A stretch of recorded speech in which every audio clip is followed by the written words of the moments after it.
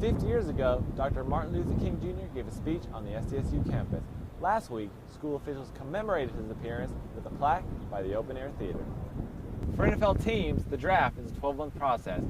SDSU held its first Trans Week of Empowerment this year, celebrating and raising awareness for the transgender community. The school made history by raising the transgender flag over campus for the first time. SDSU entrepreneurs can visit the Zahn Center, located in the Industrial Technology Building, to help get their ideas off the ground. During this weekend's NFL Draft, prospects Chad Young and Nat Burhay are hoping to join the 14 Aztecs already in the league. During a May Day demonstration, more than 150 students marched to protest the new student success fee. They ended up outside of SDSU President Eddie Hirschman's office in Manchester Hall, but he wasn't there.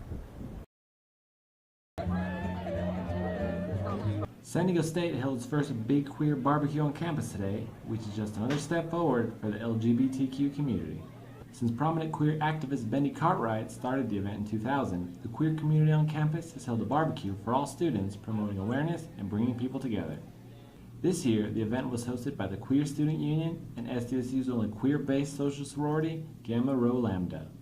GRL Vice President Jessica Wright says that this year's name change from gay to queer is an important step for the queer community and that the change has been widely accepted by students on campus. Everyone's been really accepting of it. I think it's great personally. It's much more inclusive. Instead of like big gay barbecues, typically you think of gay men.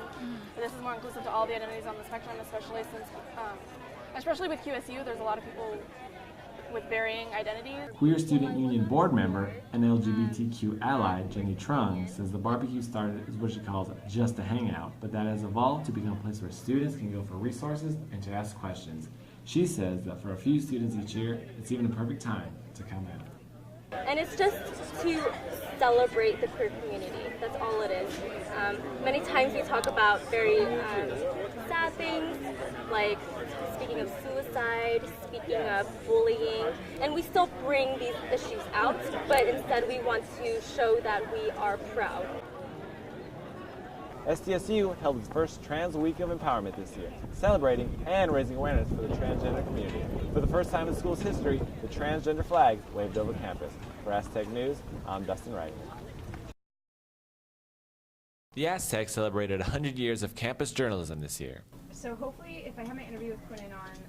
The student-run paper began in 1913 under the name The Normal News, back when SDSU was called the San Diego Normal School. Even though it's old, the Daily Aztec has been adapting to the changing media landscape.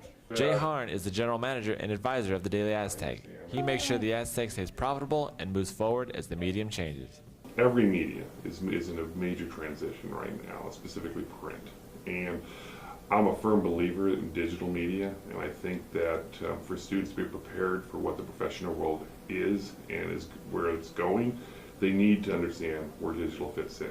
The Aztec is also branching out and using an app so you can read the paper on the go. Assistant news editor Luke Henning says the Aztec is focusing more on social media. It's one of the best ways to get our stories out. It's the best way to get views, and views, I mean, that's what keeps us afloat as a paper, is like having people actually look at our content. You know, that's how we get advertising. In the fall of 2013, the Daily Aztec began printing only 2 days a week. The paper publishes stories throughout the week online, and on Mondays and Thursdays it can be picked up at many locations around campus. The Aztec keeps 30,000 SDSU students and staff informed. For Aztec News, I'm Dustin Reitinger.